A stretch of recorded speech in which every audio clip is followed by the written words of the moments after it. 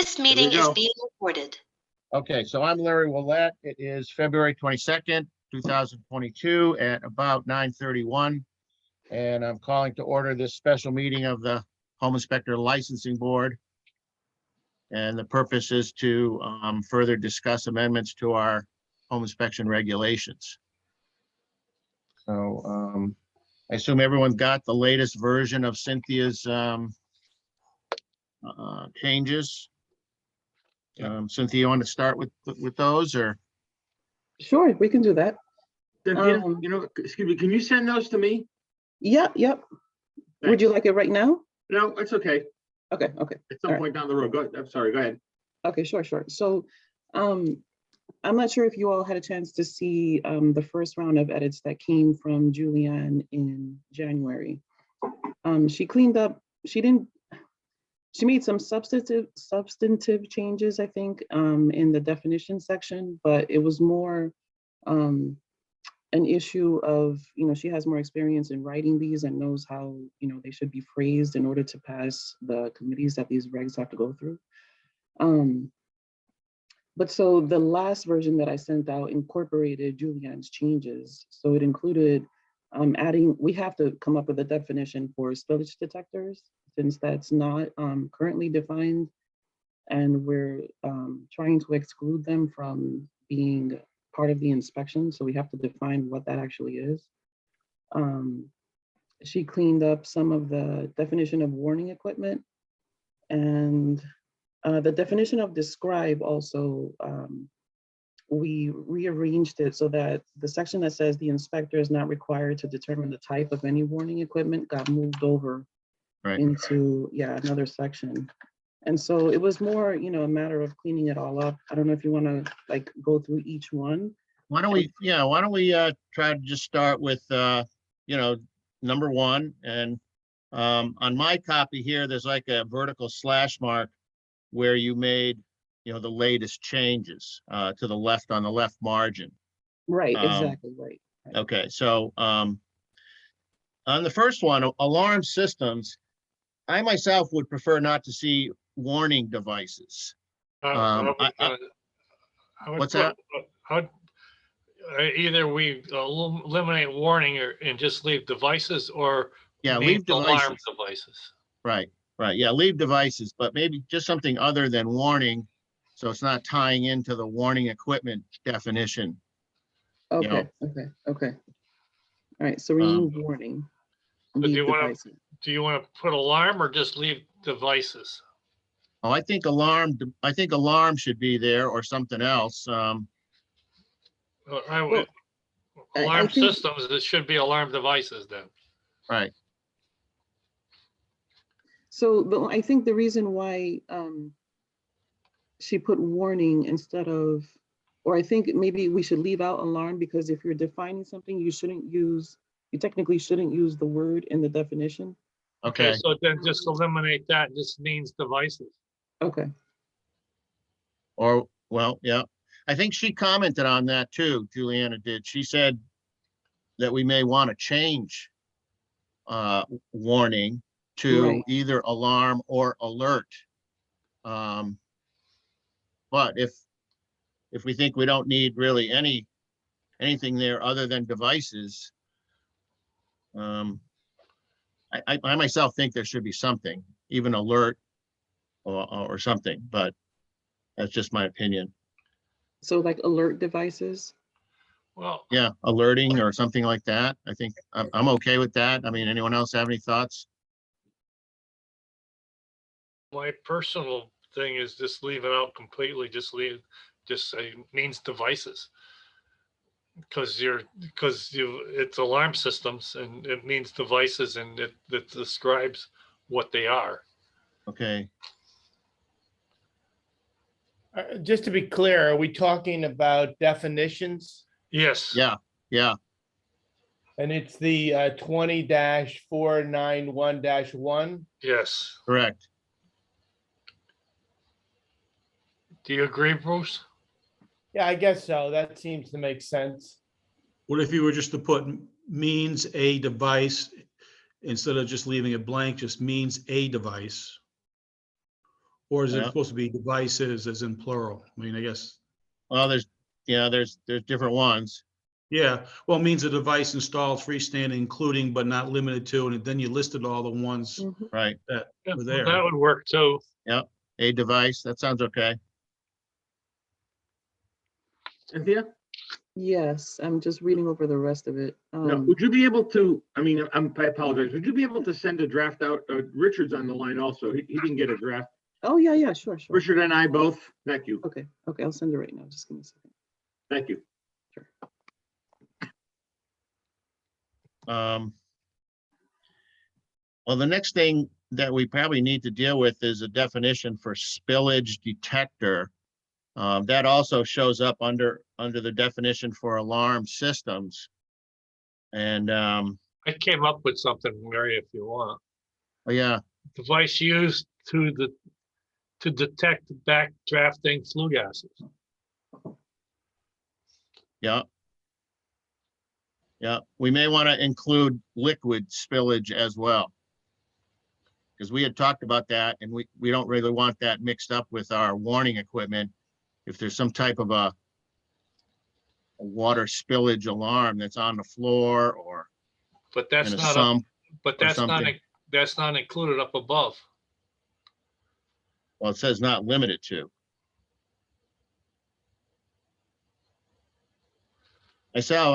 I think we should, in the upper sentence where it says, including but not limited to flue gas spillage detectors, I think we should remove flue gas and then put under that a separate definition, number 2 in parentheses. Spillage detector means, an alarm device that detects over, like what you said, Rich, flue gas and or liquid spillage, or backdraft and or liquid spillage. That's just my opinion. But I think we should, I'd like to see that spillage detector defined as a separate item under alarm systems, not at the end after our warning equipment. Yeah, I think the reason why it came at the end was, I mean, we could always, Renumber stuff. Renumber, exactly right.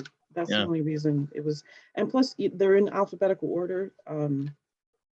Right now, the definitions are all in alphabetical order, so it would technically be somewhere in the 20 somethings if we kept the alphabetical order. Okay, is that something that's recommended, that it be kept alphabetically? I can check with Julianne. I don't think it necessarily has to be alphabetical, but I'm not sure, honestly. I could check with Julianne on that. Well, so it wouldn't become 33 then, or what? Right, exactly, right. It would actually be 20. It wouldn't be anyways, right? If we're going Yeah, number one. exactly. It would be 24, 25, something like that, right? Uh-huh. Right. If we kept that alphabetical. Okay. But I could check Any on other thoughts on the definition?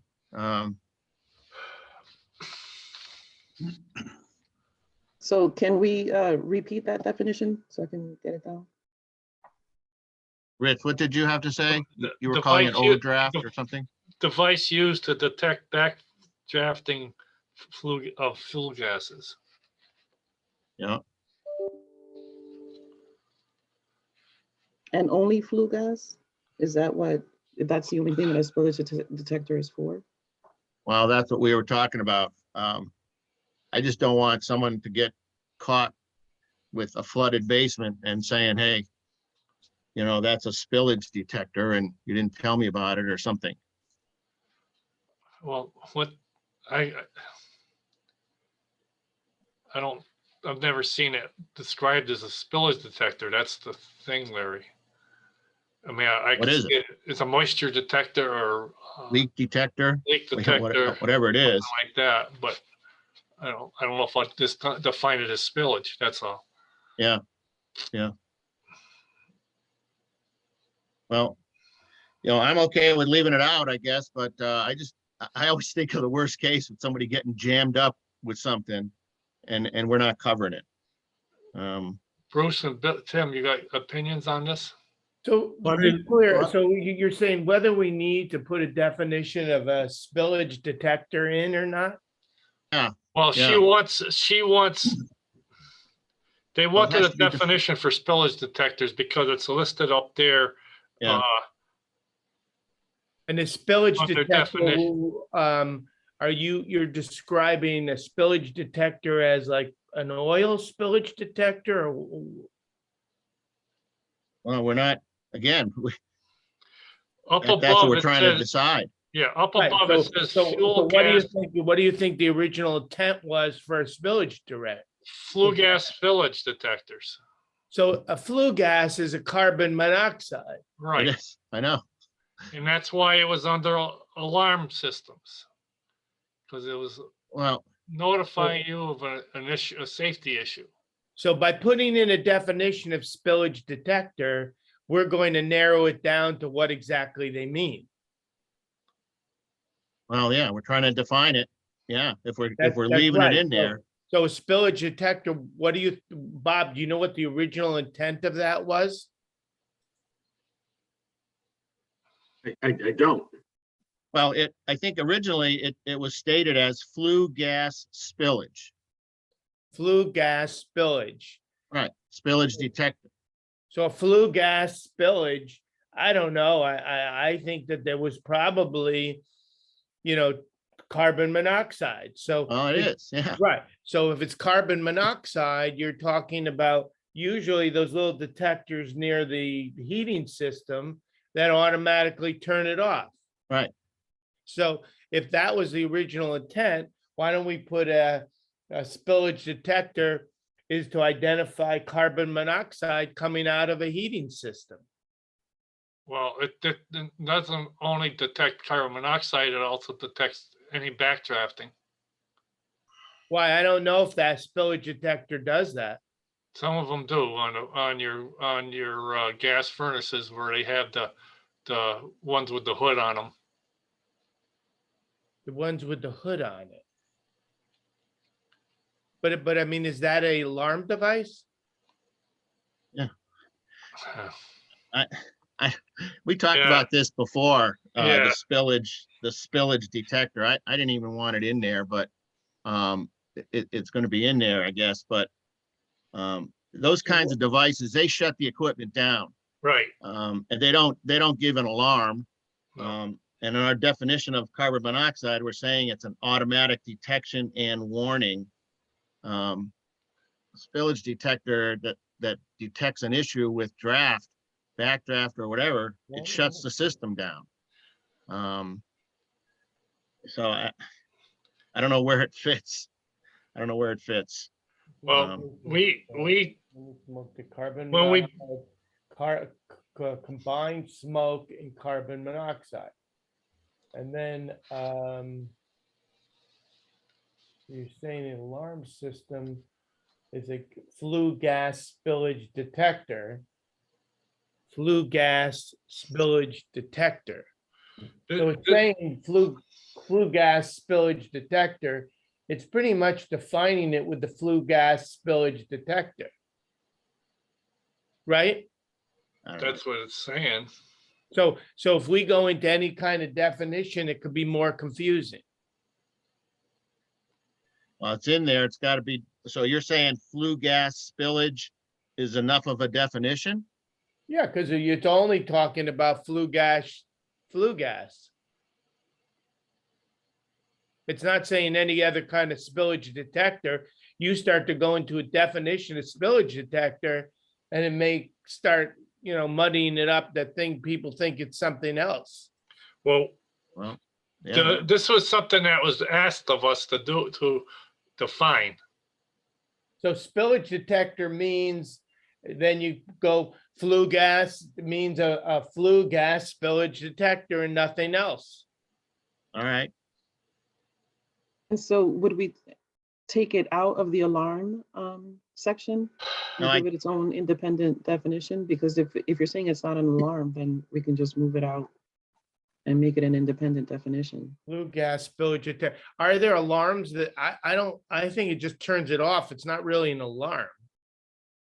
It's not Yeah. something that rings or, Okay, let me go clarify something. These standards and these definitions and everything else were partly ASHI's old standards. Yeah.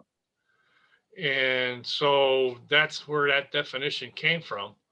Do you have any idea why they did that? I mean, we didn't look word for word when we did the standards. I don't know. Or- I'm kind That of was a stuck long with it. time ago. I mean, if we're saying the flue gas is going to be carbon monoxide, I'm not sure that we even need it. I don't know.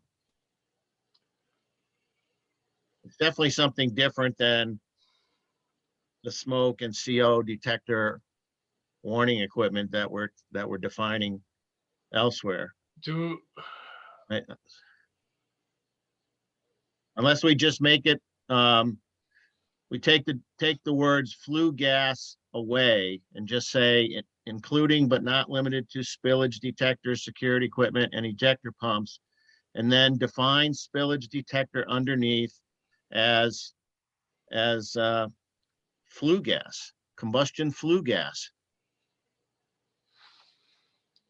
You know, I don't know. That would clean it up, actually. Um, I mean, that provides a definition. right. Um, Then you wouldn't be getting into liquids then at that point? I guess that's well, I understand what Bruce is saying in terms of, you know, because I mean, I don't know. I mean, you could take that a lot of ways. I mean, spillage. I mean, is it liquid? Are there any oil tank spillage devices that would alert somebody of an oil tank spill? I don't know. I've never really, can't remember seeing one, I've never seen one. you know? well, they do have those, detectors that will, if a hot water heater goes, it turns it off. Right, Right. right. But that's Right. not an automatic device. That's in the line. Well, it's automatic, isn't it? Yeah. It shuts the main shutoff off. Yeah. But again, you know, I don't know, they have detectors on sump pumps. If the thing fails and water's spilling out onto the basement floor, I mean, there's an alarm device for that. I don't know if we want to include that. I don't know. Well, I mean, we're saying later on that we're not inspecting spillage detectors, so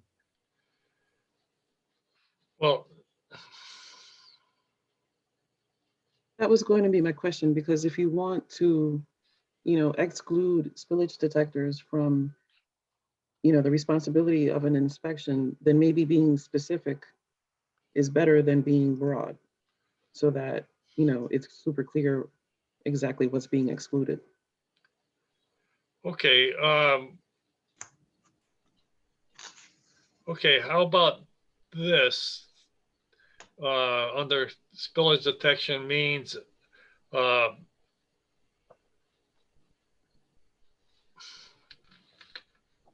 backdrafting device,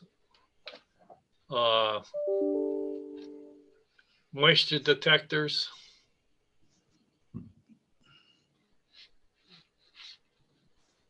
Stuff like that. well, I mean, maybe we can put in including but not limited to again. And say spillage detector means, an alarm device that detects combustion flue gas and liquid. I mean, liquid covers a lot of things. Where are you seeing that it refers to what we're expecting or not, where it says spillage detectors? Where we're not inspecting it, Yeah, where does it say, where is that being said? that's going to be down. That's going to be down And limitations, isn't it? in number, hang on a second, Number 6, right? number 7. number 7, Oh, number 7. So number 491-13D. And it would be number Early 18, the type or presence of any spillage detectors. any spillage detector. So then maybe it shouldn't be in the definition then. Hey, what's that, Bruce? Maybe in the definition of warning devices, if we took it out of warning devices and then made it the separate definition of spillage detectors, maybe it would define it better that way. Well, it's not in warning devices now anyway. It's in Right, it's an alarm. alarm system, yeah. Right, but I'm saying in the alarm system part, why isn't it? It's confusing. We're all agreeing it's very confusing. So how do we make this less confusing? Well, we either eliminate it or we got to define it. So those are our options, That's right. you know? I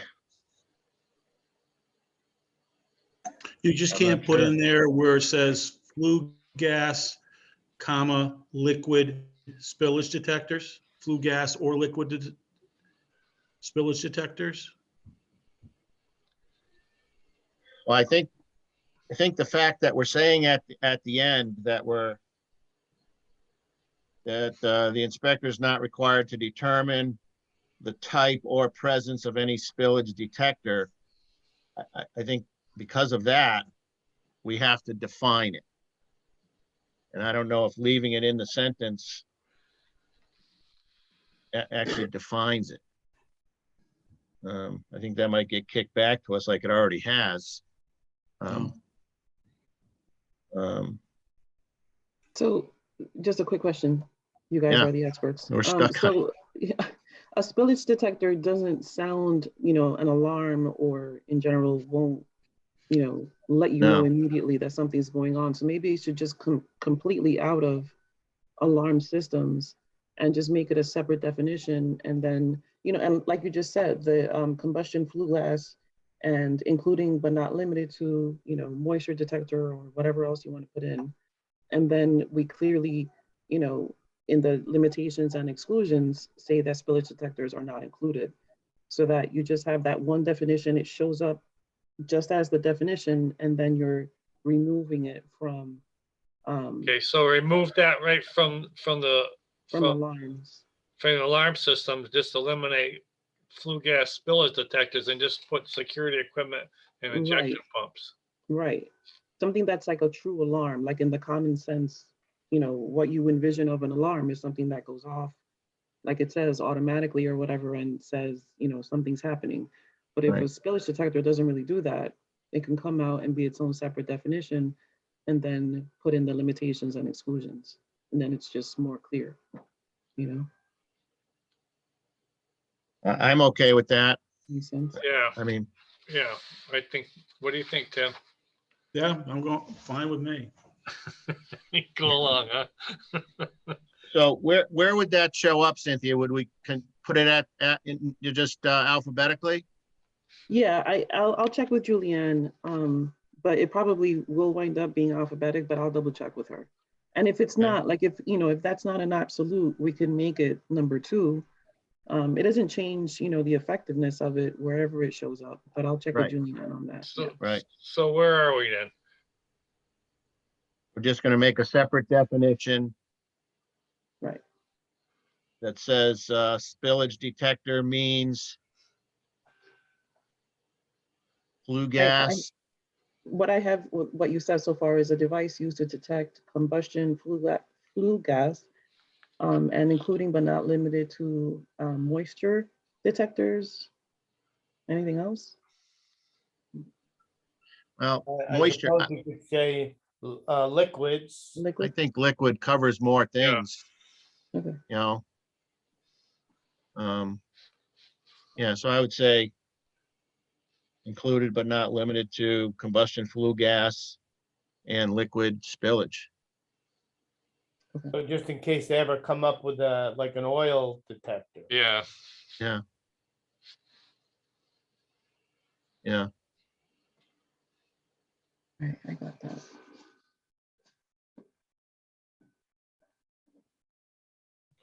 I mean, the main thrust of our changing this is for the smoke detectors. that was the whole thing. They put Yep. that warning thing in there and that messed everything up. So we're just getting hung up on part of it. But well, we we're just, really wanted to get the smoke detectors clearly defined. yeah, I think we have that.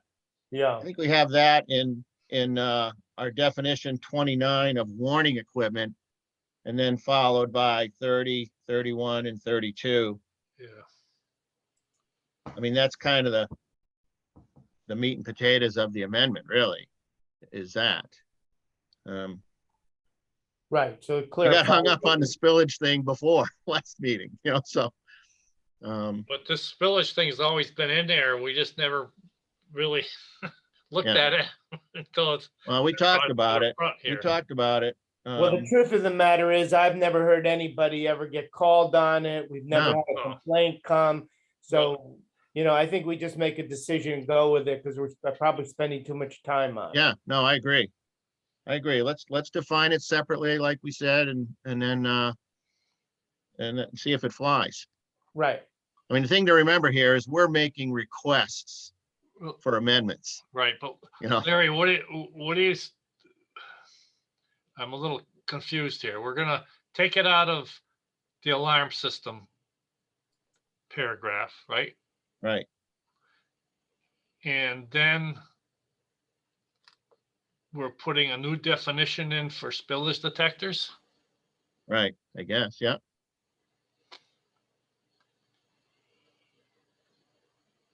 Okay. And the spillage detector is gonna be devices used to determine Well, backdrafting. what Cynthia said, what she has there, she has some notes on it.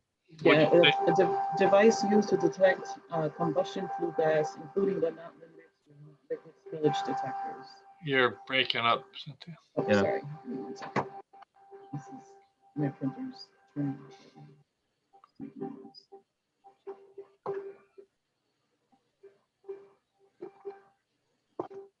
Okay, Oh, is that better? A little bit. Okay. It's a device used to detect combustion flue gas, including but not limited to liquid spillage detectors. I think the including but not limited should come before combustion flue gas. Right. Okay, all right, okay. That makes sense.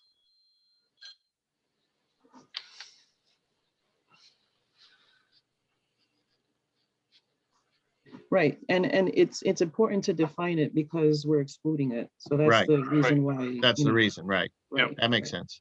Right. We all good with that? Yeah. All right.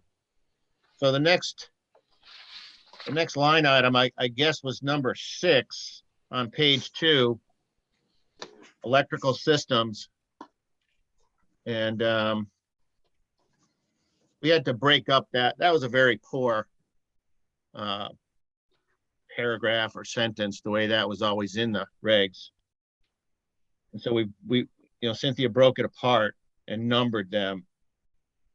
And then I thought that those regs were written over 20 years ago, and there's some things that perhaps we ought to include that we're not required to inspect. And again, this is just my opinion, so I just, they're in there, 5 and 6, and that the inspector's not required to inspect any solar systems or voltaic systems, any standby generator equipment. And the other one I'd like to add is jet tubs. Myself, I've had some trouble with jet tubs, and other inspectors I've talked to, it seems like if you've been around long enough, you're going to have an issue with a jet tub. It's kind of an amenity. I mean, it's not an essential need. And People don't use them. We go in, fill them, turn them on, and they leak. I don't know that we should be required to do it. Doesn't mean somebody wants to do it, they can, but I think it should be in our regs that we don't have to do it. Any thoughts on that?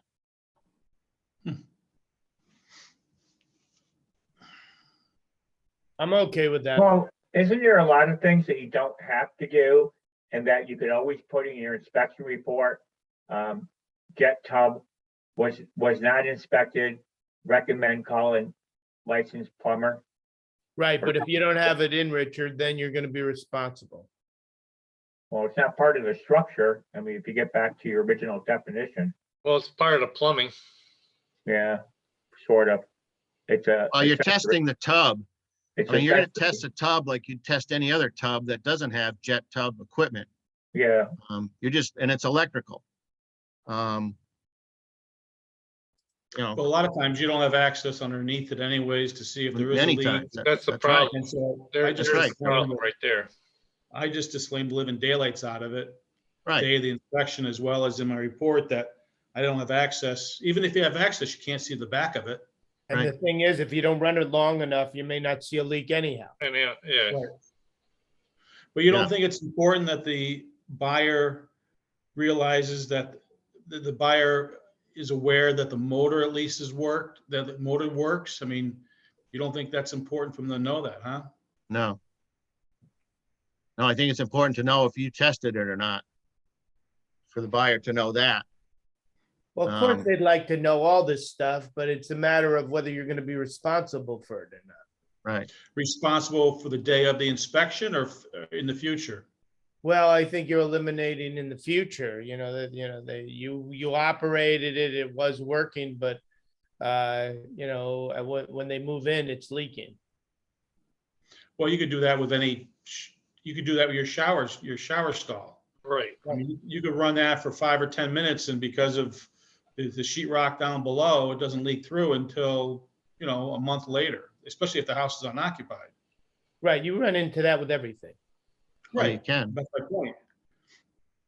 So what we're Well- trying to do is just limit some of the responsibility. Right. Mhm. I mean, it's different from a kitchen faucet. I mean, that's used every day. I mean, these jet I tubs, thought, People Well, don't do you- use them. Do you check disposals? Uh-huh. I don't. I don't. Well, who checks range? I- You're supposed to Inspect the range. Yeah. I I mean, do. we can go on and I check on. disposals. Because that's part of your stuff that's there, part of the equipment.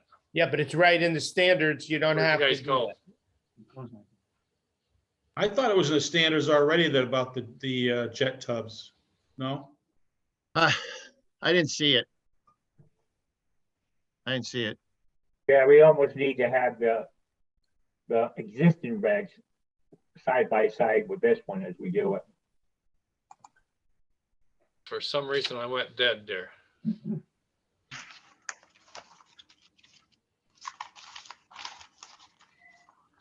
They would be maybe in the exclusions. I didn't, What's that? Where the hell did that go? For some reason, I lost connection when Richard was talking, so I didn't catch it. You know, we almost need to have the existing regs side by side when you do this, so you can see where everything's being placed and how it's gonna be perceived. so. I don't know, a quick scan of the regs. I don't see. I don't see specifically a jet tub. Yeah, it's definitely not in the limitations and exclusions. I'm looking at it right now. And it's not in the, well, wait a minute.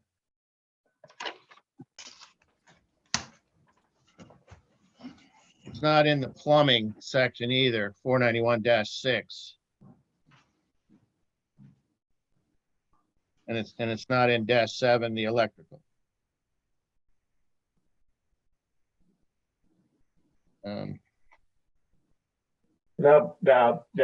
In I the mean, I've existing gone reg- so far because I've had them leak. leak into rooms below where there's expensive furniture, et cetera, et cetera. And as of the past year or so,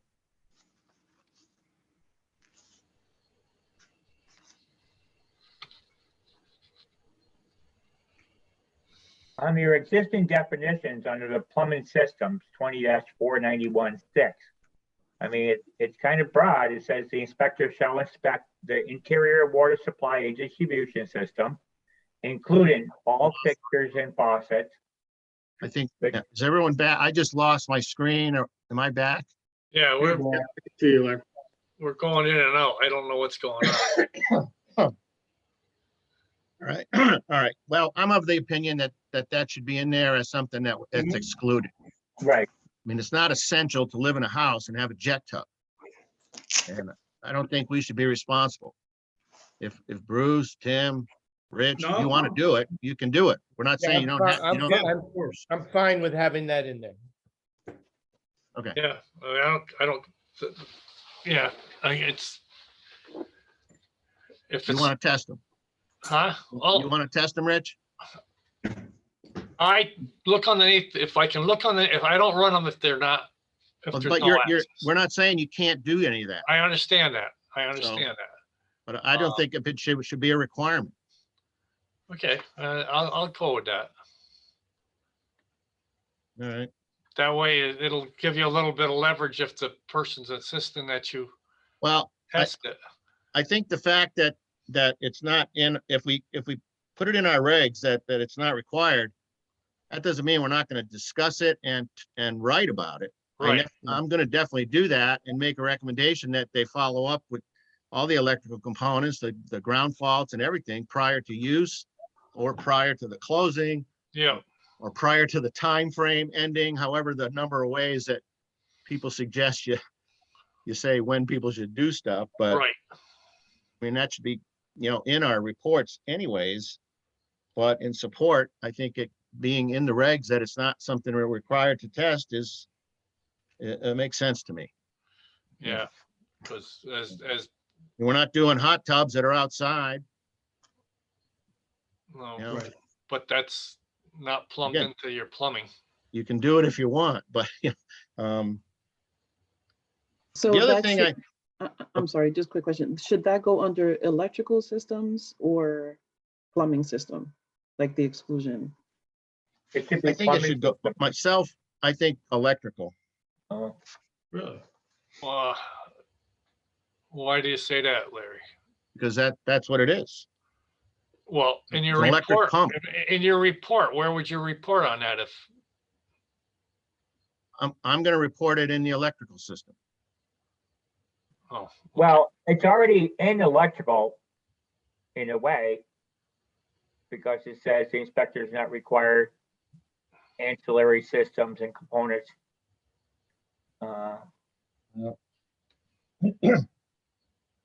That's in, okay, you're in number 7, electrical systems, yeah.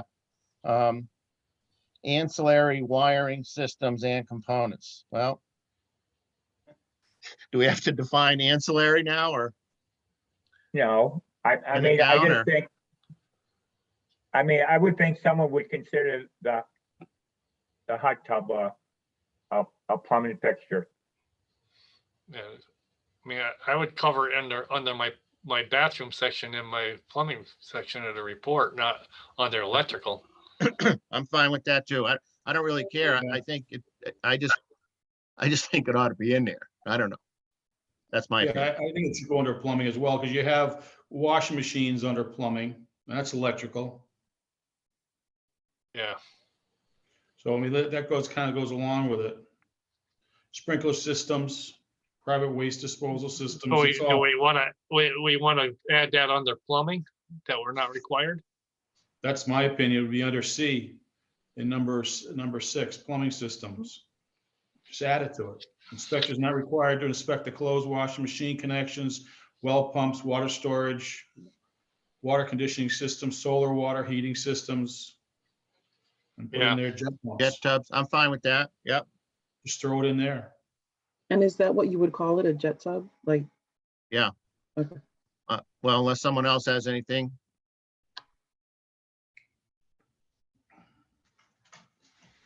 Yeah, No, Larry, you're saying a tub that is giving air or also a jacuzzi that moves the water? Right. Those components, right. Interior, So it would be a pump system in a tub. right? Yep. I mean, I think most people recognize that as a jet tub. yeah, Um, I think jet tub would cover it. all right, Could say our jet tub or similar device, or similar bathing device, yeah, or equivalent, yeah, jet tub or equivalent or something. or similar bathing. Okay, device. Okay. all right. So we're gonna put We that don't in have four them near ninety-one, soup baths, do six we? C, right, Cynthia? Right, that would be on the plumbing, exactly. 6C. Okay. Now, the other thing I just wanted to ask about, again, back to number 6, electrical systems. It starts out with the inspector is not required to inspect. Okay. And then down below, the whole purpose of this is we're adding some things in that we are basically doing some inspection of the warning equipment. I mean, we're determining if it's there or not. We're determining if it's there, how many, and where they are. And if we're able to test and if we're able to determine the age. So we are doing some aspects of inspection. So do we want to start that with other than 20-491-10C, the inspector is not required to inspect? And I don't know if that just helps with some clarity there.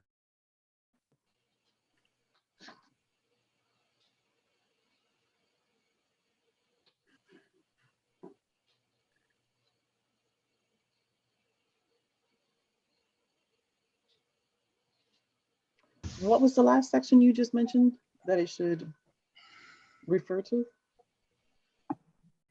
I lost 7C? Larry. Oh, there he is. Okay, I got blanked out again, so I don't know if any of you Yeah, have a comment. I was just asking, what section did you just mention that it should refer to? Well, it Well- says here, the electrical system section 20-491-7 in parentheses, looks like E, E. yeah, So if we're saying we're not inspecting, or the inspector's not required any alarm system, any warning system, any warning equipment or related components, we are reporting on those. right. Right, That's what okay, I'm saying. okay, right. So except for those defined at 491. Yeah. Okay, Yeah, our new stuff with regard to smoke and carbon monoxide detection and so on is coming in at 20-491-10C. mhm, It's actually, number 5 above there. But in the regs, it's 491-10.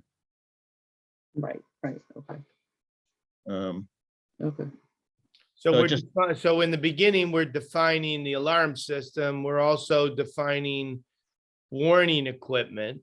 Right, And then we're going to be, by this new regulation, you've got to report on the absence, the presence, the location, the amount of warning equipment, whether the inspector can test it or whether he could determine if it's less than 10 years old. correct. So you can't put it in the part where it says he's not required to inspect any warning equipment. Yeah,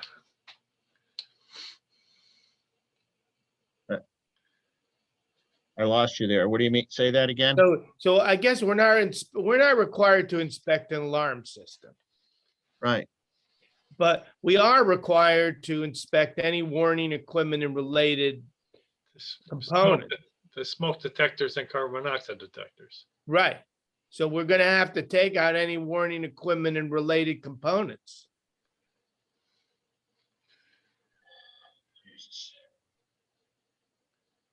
I don't know, I'm confused.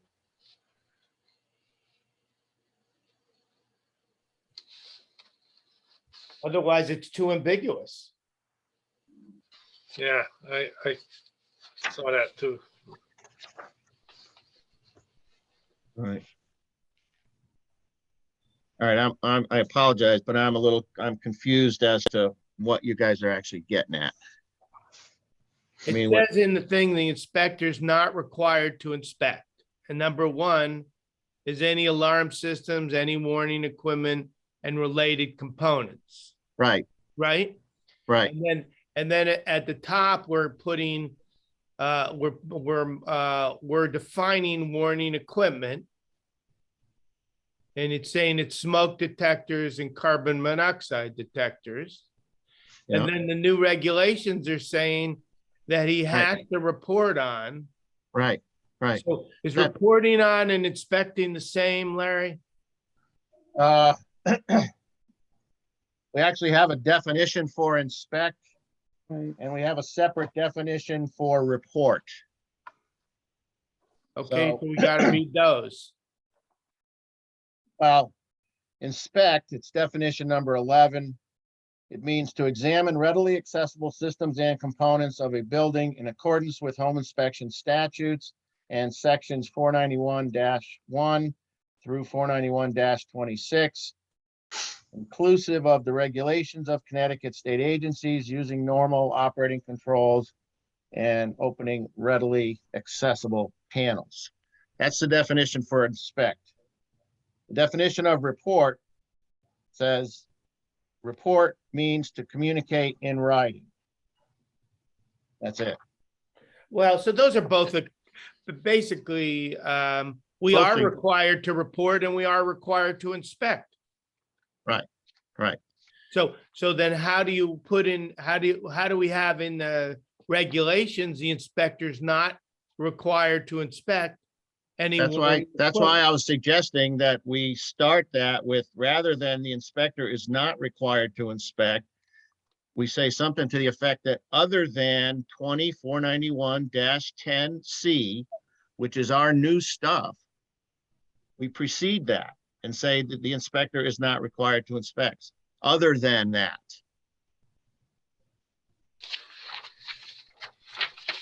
I mean, because yeah, it So- seems like in one way we're saying we're not required to inspect, and then another way we're saying we are doing some Yeah. inspection by reporting on their absence, reporting on their presence, reporting on their location, et cetera.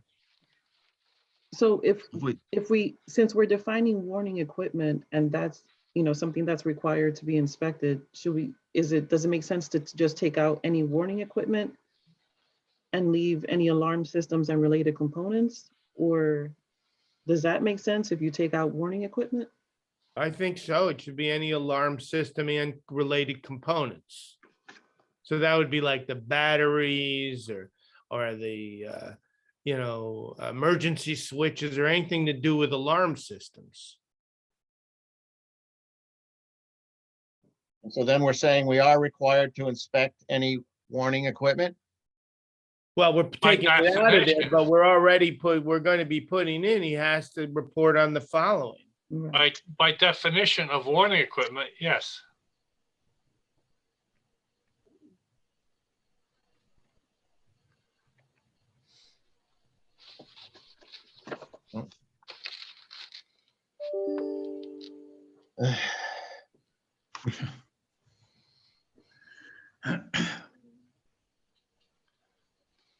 So we're stuck on that too.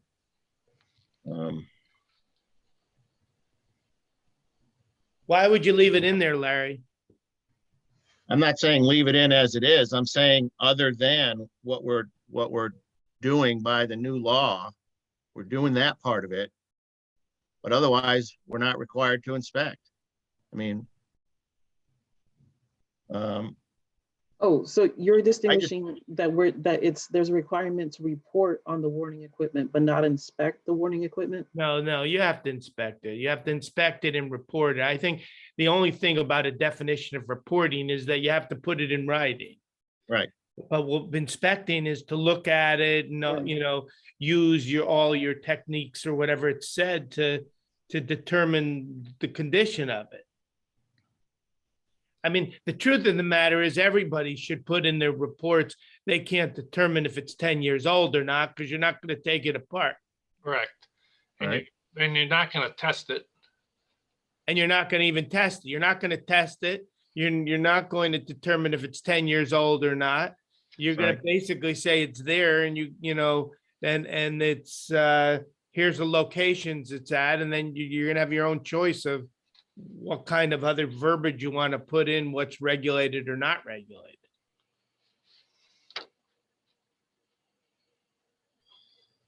All So right. I think it makes more sense. I see the hesitation, but I think you can't have it worded in both ways. Like, we can't say that the inspector shall report on this warning equipment and then keep it in there, because even if you say like, except as defined at 249110C, it's redundant, like it just kind of negates the previous Exactly. section. Yeah, it's So ambiguous. yeah, so if we take out warning equipment and leave any alarm systems and related components, then it's clear, you know, this is what the inspector does with the warning equipment. And Right, this is what's not required, the alarm systems. And related Exactly. components, Right. Well, all right, so each inspector then has got to be clear in their own reports that they're not doing the last two items, 5 and 6, whether the inspector is able to test and whether the inspector is able to verify. Yeah, I mean, because we're doing the other 4 things. All right. So the inspector is not required to inspect any alarm systems and related components. anybody who's trying to test those alarm systems is just going down a bad road. I Yeah. mean, you have no idea what you're gonna do, or whether where it's gonna go, or what it's, Well, that's why I want the support of the regs to say that we don't have to do that. Yeah, not but required. because of the change, they say we have to. The regs can't say we don't do it if they're requiring us to do this now, but it's going to Well, be we're up to us. supposed to report whether we're able. Right, that's right. So, yeah, Yeah. sure, we'd love to go back to them and say, we're not testing these, but they're not accepting that. Well, I don't know.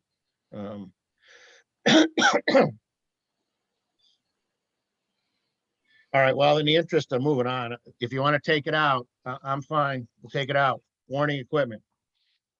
Any warning equipment. So basically it's saying we are inspecting warning equipment, right?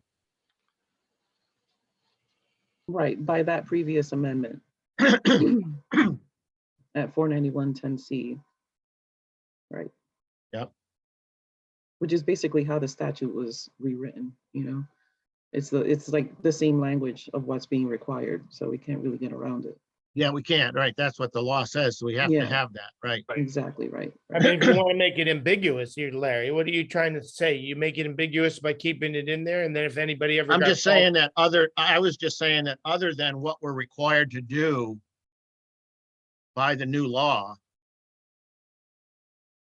other than that, we're not required to to inspect the warning equipment.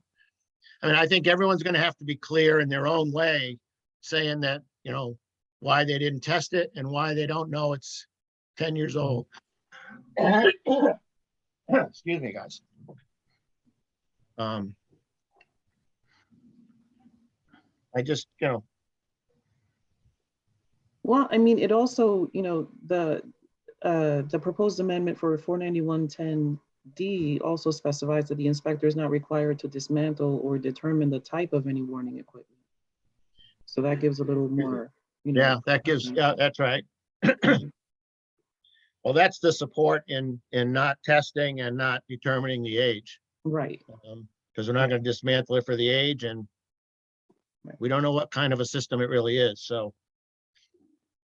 Okay, why don't we take it out then, out of 7E, remove any warning equipment. Okay. Sound good? Yeah. I Okay, mean, the only way that's gonna help you, Larry, is if the house burns down and they say you didn't test the equipment, then they go to your report. You didn't even put in there that you didn't test the equipment, or you didn't dismantle it, or you're not able to do it, and they're saying, well, you should have been testing that. You should have been you know. that's why I'm hoping to have some kind of support in the regulations. I mean, I know how I want to handle this, but we've got however many licensed guys out there. They're all going to be doing things a little bit different, Yeah. perhaps. But I think having D in there, where the inspector is not required to dismantle or determine the type of any warning equipment, I think is helpful. I think that maybe gets us to where I would like to be in terms of having the regs help the inspector. So, I mean, I'm okay. If everyone else, So we removed warning out of, from where? number 6, electrical system, section 2491 7E. Number 1, Wait a minute. Page 2 of the new proposals. Okay, page 2. Yeah, number 6, electrical system. Okay. Number 1, any alarm systems. Okay, warning equipment. We're gonna remove warning equipment. Yeah. right. Okay.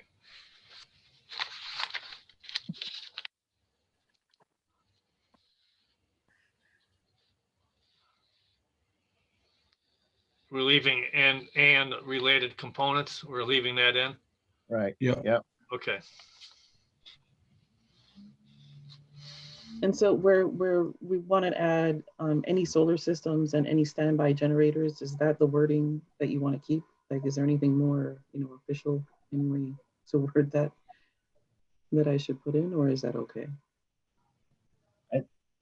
I think that's okay. Any thoughts on those? That's- And did we, I'm sorry, but what did we decide on the jet tub? Is that going in there or not going in there? I No, have it under plumbing. What's that? I It's have it going under up. plumbing. Yeah. Well, one at a time. Sorry. Go ahead, Cynthia, Cynthia. what is your understanding of it? I think it should be under plumbing. Oh, okay. Oh, that's right. We're gonna move it to under plumbing, but it's gonna be in the regs that it's something we don't have to inspect. Right, that's how I have it. Right. Okay, good. That's What right. about spas? What about what? Steam baths, steam showers. Yeah, again, they show up from time to time. I don't Yeah. check them. I know, I don't either, but I'm just saying that it's not written anywhere that we don't, or not Right. required. Well, that could be in there. Sauna equipment. Yeah. Why don't you just use, so does not have to inspect, and just use a few words like jacuzzi, spas, or sauna equipment, or similar type. Yeah. Luxury, bathing, whatever. Non-essential, something. Yeah, Would you put that under Plumbing. plumbing system? Yeah. plumbing. They're all Yeah. plumbing fixtures to some degree. Under Right. under C, just add it to C. Right. I wouldn't use jacuzzi. I mean, that's a brand name. But Yeah. if you use the word spa, that's wide-ended, open-ended, Yeah, right. Yeah, I don't, spa, hot tub, Hot tub, jet tub. well, jet tub. I'd put spa, hot tub, jet tub. Okay, fine. 'Cause Okay. Or similar Or bathing, similar bathing device or Right. bathing equipment, equipment, right. or fixtures or whatever. Right. So spas, jet tubs, and what else? The saunas? Or, Yeah. Yeah, probably put sauna in there, yeah, or well, I guess sauna would cover any of the steam generators, right? I guess. Yeah. Yeah, seemed like it.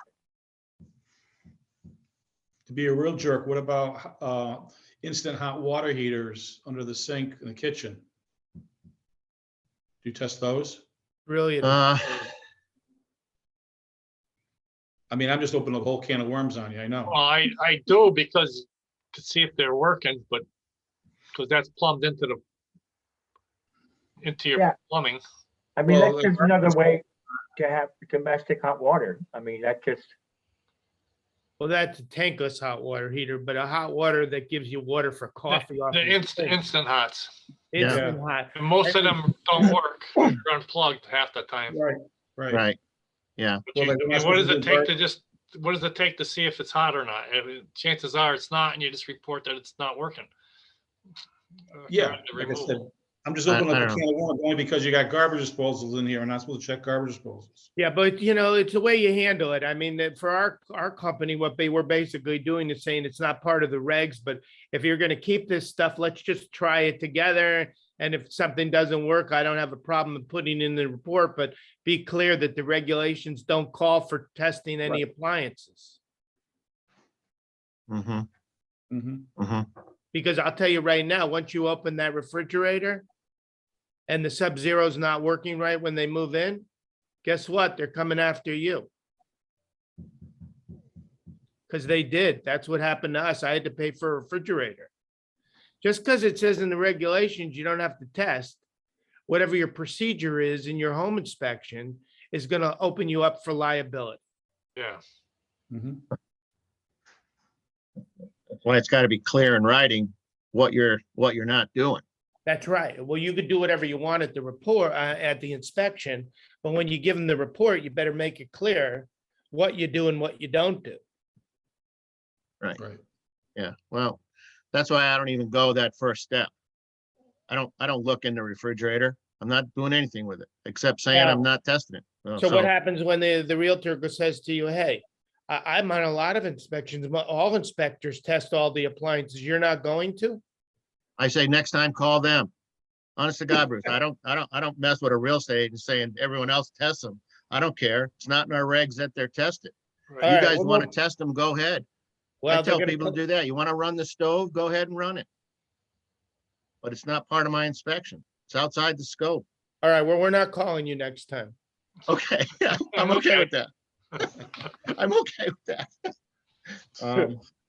I don't know, maybe that statement of, where it shows up, including but not limited to, we could use in that paragraph, and it would help us cover jet tubs, steam, instant hot.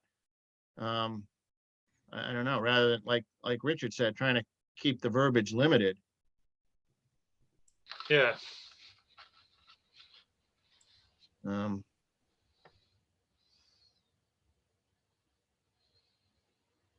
Does that make sense? I'm fine with that. Yeah, I am too.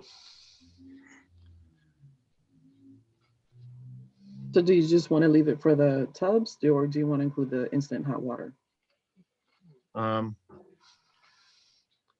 Well, I'm I'd thinking. like to see the word, myself, I would like to see jet tubs in there, but you can also say, not limited to, including but not limited to, and then list a few of the things, and then,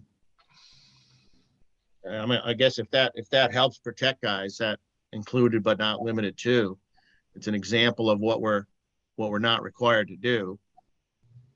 I don't know. I mean, I guess you could go on and coming up with these different things that don't show up in most houses, but they're there. Right. We're not required, so I don't know. Did you pay for a jet pump or something, Larry? No, I've never paid for it. Although the listing agent showed up and said, "What did you?" That was the first thing she said. "What did you do?" I said, "Wait, wait. There was about $20,000 in this dining room, and the water was dripping down into the room." I'm like, what the heck? You know, so the cavalry was called out. Turned out there was a loose jet. You can't see it. It was all tiled in. All those old plastic connectors are starting to break away. Well, people don't use them also, Yeah, I How know. many times have you turned one on where it's all black crap is circulating through the loop? So, Well, the first week they buy the house, they turn it on. Yeah. yeah. And then So- they're coming back after you because you didn't Well, test it. No, I think we got to be clear, and I would just like to have some support in the regs. That's saying this is an amenity. It's not essential need. Maybe put that in there. Other non-essential need appliances. I don't know.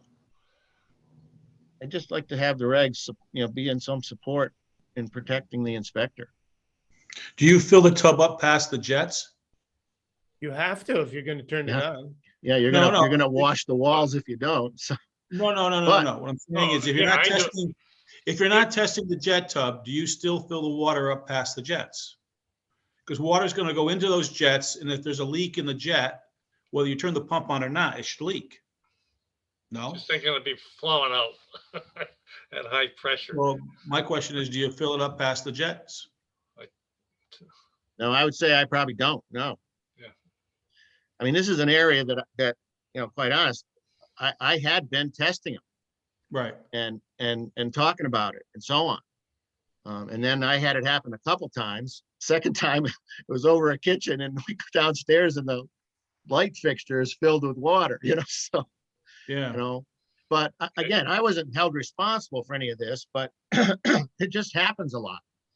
Do you guys fill a tub up to the overflow? No. I don't do that either. I don't do that. Well, No. I just make sure the drain works. I put a couple inches in the water, make sure the tub is holding water. If it's not working, then I write up the drain components.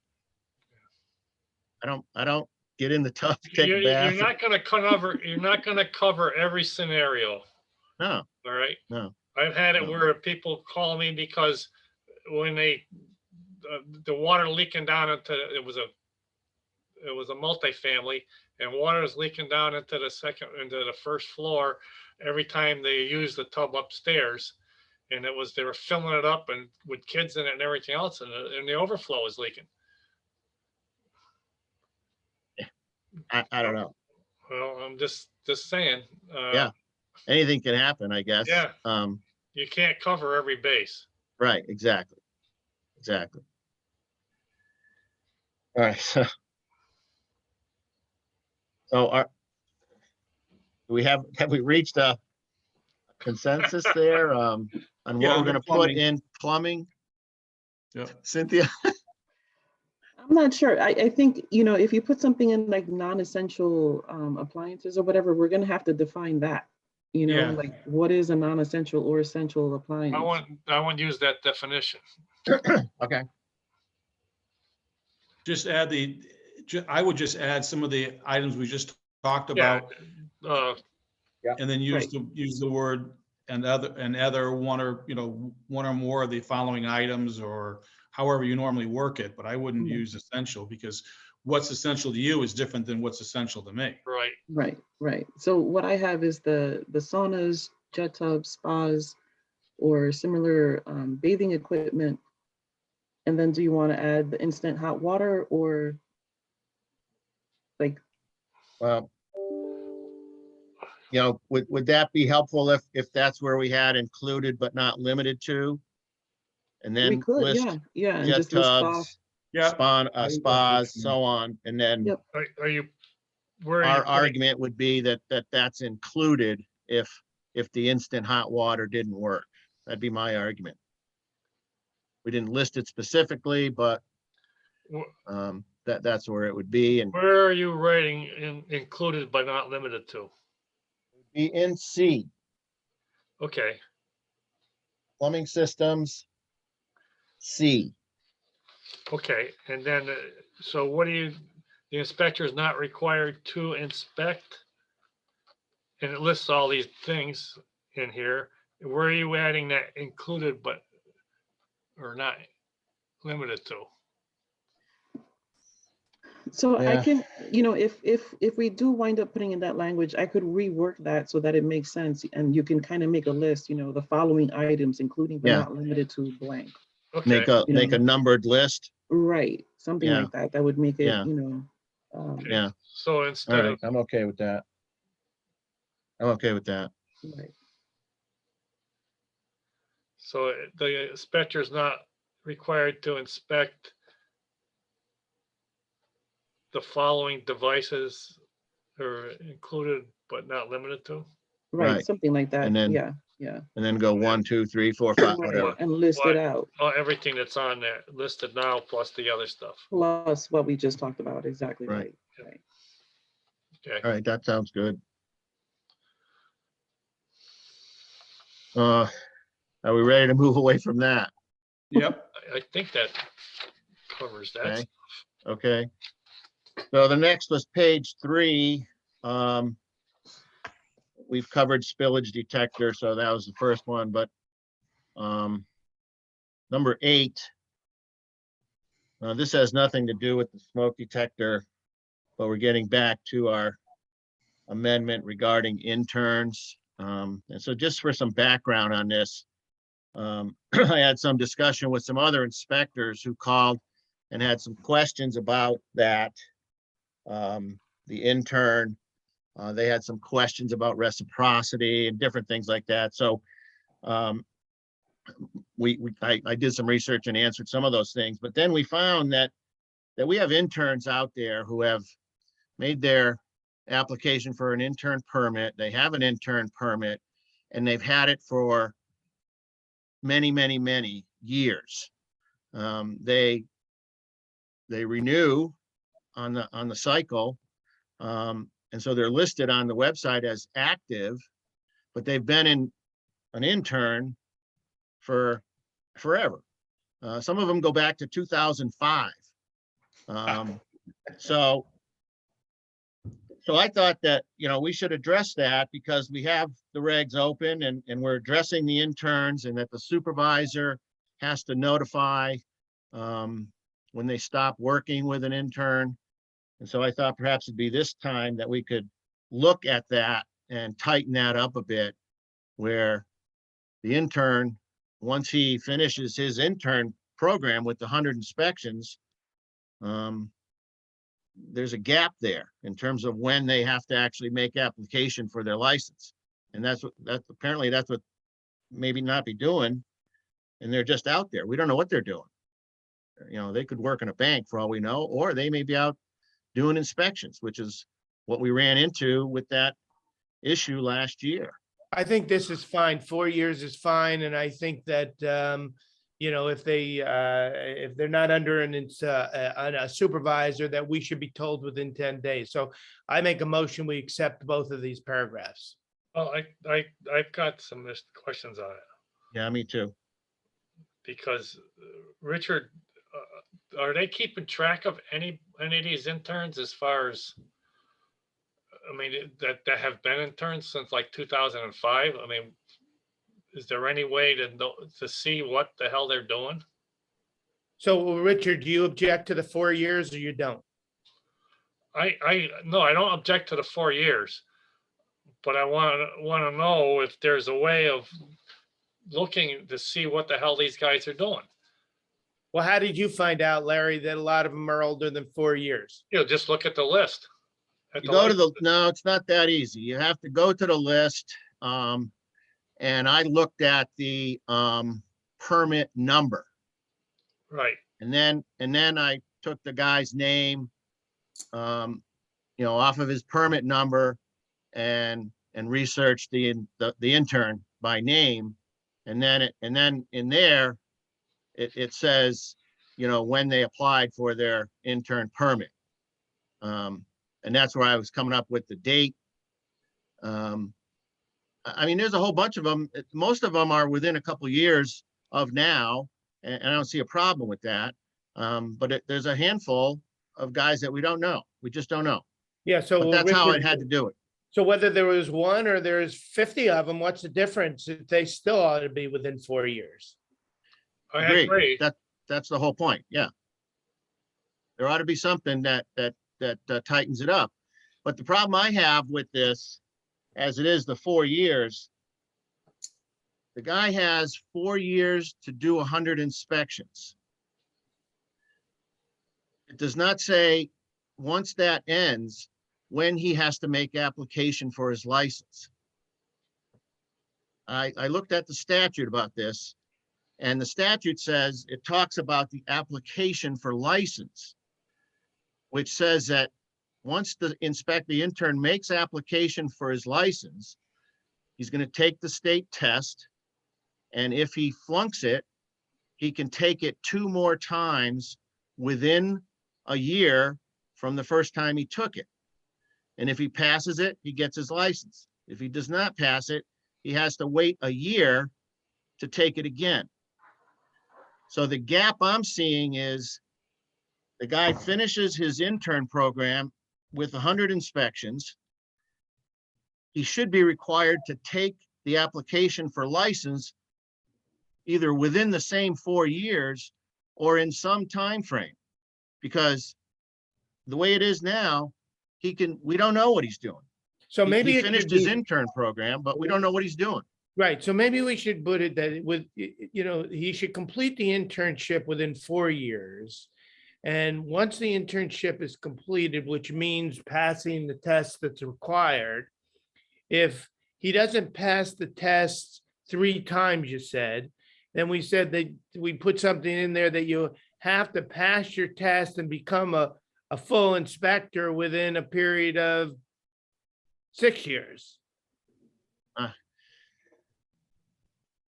Yeah, well, I don't know if we can add that. I mean, the taking the test within the year and passing it is in the statute. And if he doesn't pass it, he has to wait a year. That's all in the statute. Well, I'm saying that we're giving a little bit of a leeway for a guy who, completes his 100 and then he doesn't pass the test 3 times. He's got to wait a year. We're kind of being a little lenient. We're allowing him to go 2 years. And if he doesn't do it, then he has to start the internship over. Well, we don't know what happens after that. I mean, he doesn't have to start the internship over. I don't know if we can make that a requirement or not. The statute doesn't say that. It just says You you have to can't wait a change- year. This is a You can't proposed. change the statute, right? You No, can change the statute, but not through the regulations. It's a separate process. Not easily. Okay. Right. Here's my concern is the guy, if it takes a guy 4 years to get his 100 inspections in, we're trying to license qualified people and knowledgeable people. If it's taken him 4 years, he's losing a lot of what he was trained on the initial training. So we can't just say that they have to complete the internship and receive their license within 4 years? You can't say That's what that because of statute? No, I think we could say that. Okay, that'd be my opinion. Yeah. Within I a mean, 4-year period, you do your internship and you get your license within 4 years. yeah. Yeah, you make application for your license. But the only question I have is who's going to regulate it? Richard, Nobody's make sure- regulating it now. Right, nobody. That's right. So I mean, you could have this great statute or this great, comment, Well- but if no one's regulating it and making sure they're doing it in 4 years, you're going to still have the same issue 10 years down the road. Well, what happens No. if he doesn't do it within the 4 years and now it's 5 years and he's out doing inspecting and he makes a couple bad mistakes? Well, that's my And he point. No goes one's to regulating. court, at least the person who, we're trying to protect the consumer. Right. So the Right. consumer could say, hey, you weren't even supposed to be out inspecting because you were supposed to complete this within 4 years. Well, Right. who's he inspecting under? Is he still underneath a supervisor? Well, I don't know, but if we put this regulation in place, at least it gives some more protection to the consumer. I don't Right. object to the regulation. I I agree think with that it should be stronger. Are you suggesting, Well, I think The you have a 4 lot, years- you're One doing at a too many time. issues at once here. One at a time. This is Well, you Richard could certainly Rover. put a penalty in. If you do not complete this within 4 years and you continue doing inspections you could lose the chance of ever getting a license. I don't think that's gonna go in the regs, Bruce. I mean, if we have limits for the guy, we're not police. We don't know what the guys are doing, and the only way we know is if a guy screws up and somebody makes a complaint. No, I understand. And then he's in that. violation of the regs. Yeah, No, I Richard had something. What was that, Rich, that you were gonna say?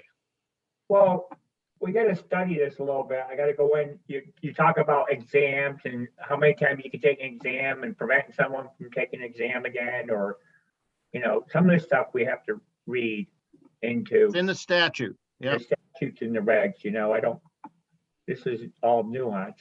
Yeah, I just But don't, one thing, sorry, Cynthia. no, sorry, go ahead.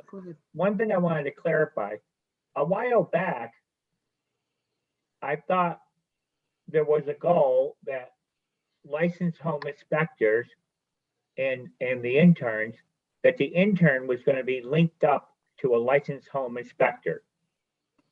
So is that being worked on by Jason Cohen, Bob? When you say linked up, Rich, you mean to make sure they have a supervisor? Right. Yeah, there's a program that in place that when an intern, when there's a disconnect between the supervisor and the intern application, the application goes inactive and the intern gets notification from the department that until they advise us of a new supervisor, their intern permit's inactive.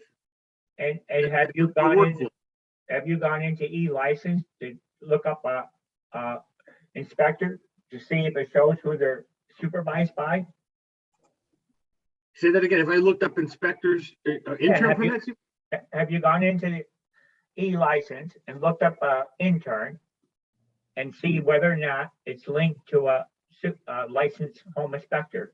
I'm about 3/4 of the way through all the active intern permits to make sure that they're active. They either they have an inspector, and if they don't, if I make them All right, so you're still working on it. It's not working correctly yet. Okay, you're, All popular. but it's not working correctly. Well, I mean, it works. It's just I haven't gotten to all of them yet. There was about 200 of them. So, but I'm working my way through that list what, to make sure that workflow is in there. could, right now they have to keep track of their own hours, right? Well, Inspections, yeah. they do, but it Yeah. has to be signed off by a home inspector, and then it has to be attached to the application when they apply. Right, but could they be required to submit? I don't know, Hang on. every quarter or something like that to the state? No, How we many don't- hours we don't- they've completed? I'm looking up a home intern permit right now. Hang on. I don't see- We're sort of getting past this. Isn't this how you regulate it? I mean, we're trying to determine if there should be a regulation or not. All right, so I'm looking up, I'm seeing if this part is working, because what I'm getting to is eventually, if this part is working, who they're being supervised, et cetera, then we could ask Jason Cohen if he could do something where the intern permit, where the system stops an intern permit from being issued after 4 years. So you're So- talking about, Richard, some kind of implementation. If we had a regulation in place, how could it stop after 4 years if they don't get their license? Correct. So if they don't become active HOIs, Right, so that's the mechanism that would make this have a little bit more meat than not have meat, but don't we first have to decide if 4 years, is this what we want or not want? Right. I mean, there is lots of things are going through my mind in the appraisal licensing. And Cynthia, I don't know if you were involved with appraisal licensing or not, No, but they no. have a similar situation where people learning to get an appraiser license only have a limited period of time to get the appraisal license. Because they have, What period of time is that? Do you know, Cynthia? I don't know. I don't work with appraisal licenses, but I can look it up and see what the verbiage Richard, is do you like. know? so, no, I don't know, but I have to go into the statutes or whatever, but that might be language we could use, Cynthia. Similar generic language from that. to support what the board's looking for here. Right. Looking right. up an intern right now, home inspector intern, HOP 56, and it shows he's supervising active home inspector is a Lawrence Midgrown, and the intern is a Thomas Violetti from New Haven. So there is they are linked here, but the I intern, think that's one of the guys that was 2005, right? well, the intern expired in 21, and actually the supervising active home inspector is still active. So the intern expired and never reapplied. There are some internships out there that say to the intern, okay, I'll be your supervisor. You go out and get your inspections. You get the inspections and I'll come on them. I'll be your supervisor. I'll charge you this amount. What happens if the guy gets 10 inspections a year, or 15 inspections a year? Now he has 60 inspections after 4 years. He's What I found in a couple of cases, Richard, what you're looking at, I don't know about that particular one, but sometimes if the interim permit just expired, they also have a pending home inspector application, and they were authorized, as an example, to be taking the home inspector exam. All right, They hang have- on. I'm going to that. Let me see. Nope, he's never applied for the home inspector. Okay, okay, This particular guy. yep.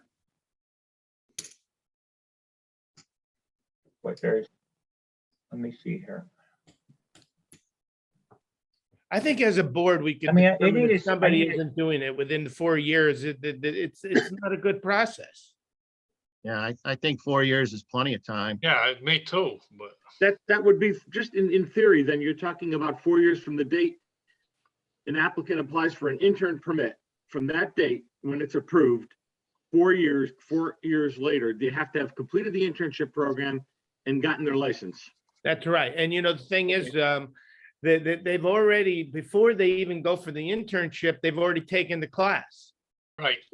If they've already spent more than 4 years, they're gonna spend, 4.5 years.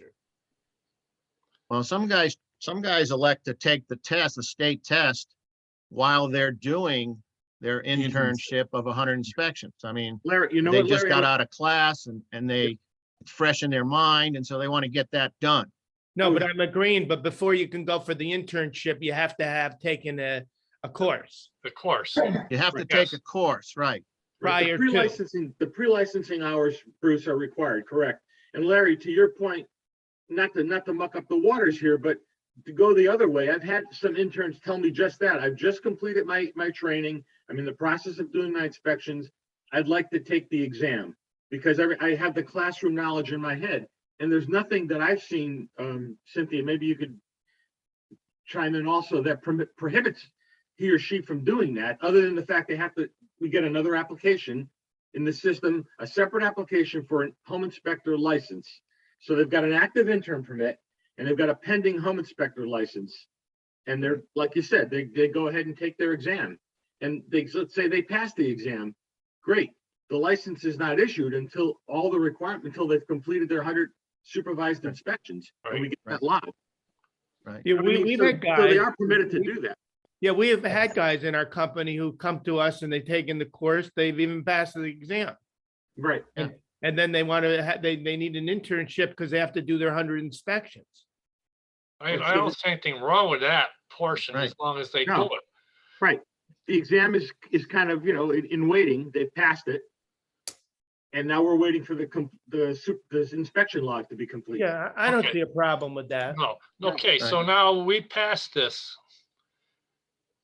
And once it becomes effective, that guy that was in 2005 now, is he notified that he's kicked off because he Well, doesn't? we're gonna have to have some grandfather thing that they're gonna have to complete it within a year or something. Something, maybe, I don't know. Yeah, Excuse me. that should be in there because otherwise there's a number of people, I would think, that would, Either Well, Either that or we notify them in writing that this regulation is gonna go into effect within, 6 months. So if they're still want to get a license or keep all the work they've done, they need to complete it within the next 6 months. Yeah, Could they also submit an explanation of why it's taking so long, and the committee, the board here could then rule on if it's worth it? I mean, if the guy's going through cancer treatments or something to that effect, well, you don't know. yeah, there's I mean, there's always circumstances that yeah, the guy put all his time in, and all of a sudden something's gone astray and he needs a little more time to get it done. It'd be Yeah. nice if he could submit something or come up before the board, explain the situation, and we tell him yay or nay. Yeah, that's right. So we say, we send out, if this ever came to fruition, we would send something out saying, look, this new regulation is going to go into effect in 6 months. We need you either to complete your, your licensing, or you have to submit a reason for why you can't. Right. I mean, if they're under a supervisor, they should be pushing that supervisor to give them work. I mean, really, I mean, if they're paying the guy X amount of dollars, then they should be pushing him to give them the work. Well, so that's they can beside, get their that license. whole thing's beside the point, Richard. You just don't know what's out there. I mean, if the guy I- doesn't have any inspections either, well, what's he gonna do? I understand. I mean, especially right in this time period, there's hardly Yeah. any inspections, so. I mean, there may be companies out there who aren't doing very many inspections, and they That's- say, okay, we'll take we'll supervise some people. Right, And meanwhile, he could push them as much as he wants. They don't have the inspections. yeah, I understand. Yeah. That's what I'm, that's why Well- that 4-year period seems to be legit. But I mean, if the guy's been licensed since 2005. He's had his permit. Well, I think you have a good point, and I think we need to, as a, if this ever did come about, I think we give them a time period, say this is gonna go in, Richard, you certainly could identify all those people, can't you? Bob? Well, that's what we're trying to, that's what we need to figure out. The system will tick off 4 years and then say it must be reviewed by somebody. Yeah, it would be great to know the number. Is there some way, Bob, that you're able to identify that? How many people have gone longer than 4 years with their internship? I'd have to take talk to some people and see how we can, work the database to maybe sort that out. Bob, there is a report that goes by initial application date, and then you can see who's still active. So, I mean, this isn't gonna happen immediately, so why don't Right. we, by the next meeting that we have, come up with a number of how many guys that this applies to? Right. So Bob, you can email Jason Cohen and ask him, how do I determine the initial application date of licensed home interns? Active licensed home interns. So, You might be able to find it if you go through the reports list. is there anything else, anybody has an objection to these two paragraphs? Well, do you want No. to add that, what you said, Bruce, about requiring that they get their license within that 4-year period? Well, the only thing I see with that is that if a guy takes the 4 years to do his internship and he gets his 100 inspections, he makes application for his license. He basically has that year, the 5th year, to pass the test. So, because if he flunks it the first time, he can take it a second time. If he flunks it then, he can take it a third time. And if he passes it, those 3 tests have to be taken within the year from the first test. Well, then you're gonna Um, have to clarify this a little, because it's not all completed by the 4 years. You're saying something a little bit different. You're Yeah. saying that Well- all the requirements are met to take the test, and then he can complete the test in the 5th year. Yeah. Yeah, Or we I'll- just have to say he has to make application within 4 years. He has to make application for his license. That means his package is complete. He has the course taken, he's done the 100 inspections, and he's making application for his license. And he has 1 year to get the license. I don't know that we need to add anything more than that. That's already in the statute. Well, Yeah. what do you mean by the application? You have to put in an application to take the Well- test? For your license, you have to put in an application. That's the way I understand it. Right, Right, but I Bob? mean, but isn't it on that application saying that you've done the 100 inspections? Yeah, That that's No. the package. No, you your taken the application course package. and that you passed the test? The application package is that you have completed your intern program, your 100 inspections. And prior to even starting your intern program, 100 inspections, you have to take the course. So they've already done that. Right. And they're going to do that within 4 years, and they have to make their application for their license. Right, but don't they have to have passed the test too, Larry? Making application for their license is including having taken the test. So passed. they're going to apply. They're going to take the test, and if they pass it, fine. But I think they're making application. Is that right, Bob? Well, to take the test, while they have their intern permit, even like we talked about a few minutes ago, you have to have an application in the system. Right. So it's possible we have people that are active intern permits that have applied for a pending home inspector license application, pending because they want to take their test. So it could be within, it's a concurrent. Bob, in order to take the test, you have to have already applied for a license Correct. We have to have a license application in our database. to get the to So take. for the me test to first. authorize that person to take the test, we have to have something to tie the test to. But Okay. they could be an intern, right? Yeah, they can hold an intern permit, Right, have an active intern permit and say, I want to take the test because I just got my permit. And as an example, the classroom instruction's fresh in my head and I want to take the test now. I don't want to wait 3 years. exactly. So And that's Larry, fine. we need to make this very clear that in the 4 years, they have to make an application to get a license to be a home inspector, which would include already passing the test, taking the course and doing the 100 Right. 100 inspections. It wouldn't be at the end of 4 years that you did the 100 inspections and you took the course and now you're applying for the test. That's not what we're talking about here. But some guys do it that way. But we're But- saying but you Larry- can't do it that way. But I'm just saying, right, is the intent to say at the end of 4 years, you've got a license? That's right. Right. Because you got 4 years to take that test, Larry. No, you I mean, I'm don't. just saying, Yes, you do. Yeah, you As soon could. as you get your internship Well, you have, permit, yeah, you're right. You have 4 years to take the test, correct. And you could but take you it have 3 1 year to times. pass it. So Right. we're mixing things up here. If a guy starts his intern program in year 1, Right. he's In doing his year 100 1, 6 inspections. months. Let me finish, Okay. Tim. He's doing his 100 inspections and he decides in year 1, he's going to take the state test. He doesn't Right. have 4 years to pass the test. No, He has but 1 year.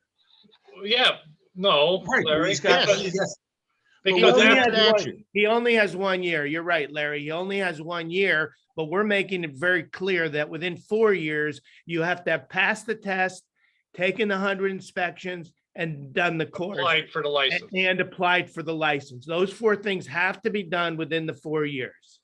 you've got a All right. cycle within a cycle, Larry. You're right. In other words, within that 4-year window, that person's got a 1-year window from when they first sit for the test Right. to pass that test. Right. So basically, it is in his 4 years, he has to apply to take the test in year 3. That he should. If a guy figured it out, he said, look, if I want to use this year, I better start taking that test in the 3rd year. So I Yeah. could do it 3 times. Well, that's Well, correct. If you well- want, in theory, that 4-year window, that's the cap. So, working yeah, backwards, the Larry, first- that the very 1-year first cycle. year, the very first year, he could take the test 3 times. Yeah, That's right. Then if he flunks it, he has to wait a year. Now that's his 2nd year of the internship. right. Then the 3rd year, he could take it again. So he Right. could take this test 6 times within a 4-year period to get the license. Yep. Yeah, I Yeah, guess he could because you're right. basically I it think says, that's more than, I think 6 times to take a test. Yeah, This- I think the so home too. Inspector should be sufficient. Yeah. That's Yeah. up to him. I mean, that's up to Right. the intern. Yeah. But that's technically. because he has that's, 6 that's all times the to take statute says. That's all the statute says is that if he doesn't pass it on the 3rd try, he has to wait 1 year Right. Right. before So taking it again. Exactly. And that would be- I that think could be this his ought to third be year. really, I think what we ought to put in here, to make this real clear, is that we're giving you 4 years, and in the 4 years, you need to take the 100, to do 100 inspections, take the course, and have passed the test. I agree. I agree. Yeah, I agree. I And then we agree. have to figure out some way to grandfather these guys who have been out there for 20 years or 15 years. You know, collecting those guys and try to get that in order so that Right, they and either, I think that this is gonna take a little while to get in effect, so I think when we know it's in effect, or it's gonna go into effect, we try to notify these people 6 months ahead of time. Well, even as soon as this thing gets on the Right. books, we should notify them. Exactly, as soon as we know that it's gonna get into effect, we notify them. But in the meantime, between Bob and Richard, they're gonna let us know how many of those guys are. Yeah. I'm afraid All there's right, gonna be a lot of them. all right, so the concern with that I have is that we had this special meeting so that we could iron out these things with this, with the new law, with the smoke and carbon monoxide. And then prior to that, we had this regulation change of the supervisor notifying the department within 10 days of termination with an intern. And the goal was to have this special meeting so that we could vote on these things in March, which our next meeting is what, a couple weeks away. And then be able to move this out of our hands and into that regulation review process. Well, we That was can't the do goal, that. We're right, gonna have to Cynthia? have a special, we're gonna have to have another meeting. We have to make these changes, and then, even if it's 2 weeks from now, we just have another meeting. Yeah, I I mean, can go after back our- and af- change these, and I really want to make sure that we're not conflicting, that the regs, of what we just spoke about don't conflict with the statute or step on the toes of what's dictated by the statute, Yeah, Okay. And then Julianne will look at it also, and then, Yeah. I can turn it around, this week and have Okay. it back and have it to her, you Well, know what I mean? all right, so is it possible that if we get all this stuff in order and we're able to vote and approve these amendments, and then it moves away from us into this review process, and then we can figure out how many guys this actually applies to? I mean, we don't have to notify these guys before we approve our amendments, do we? No, No. No, you don't. No, okay, No. no. all right, But yeah, no, but I'll right. also review that with Julianne of what the best way is to kind of, I don't Yeah. know if grandfathering is the right term or not, but Yeah. how to handle those people that are still kind Yeah, of yeah.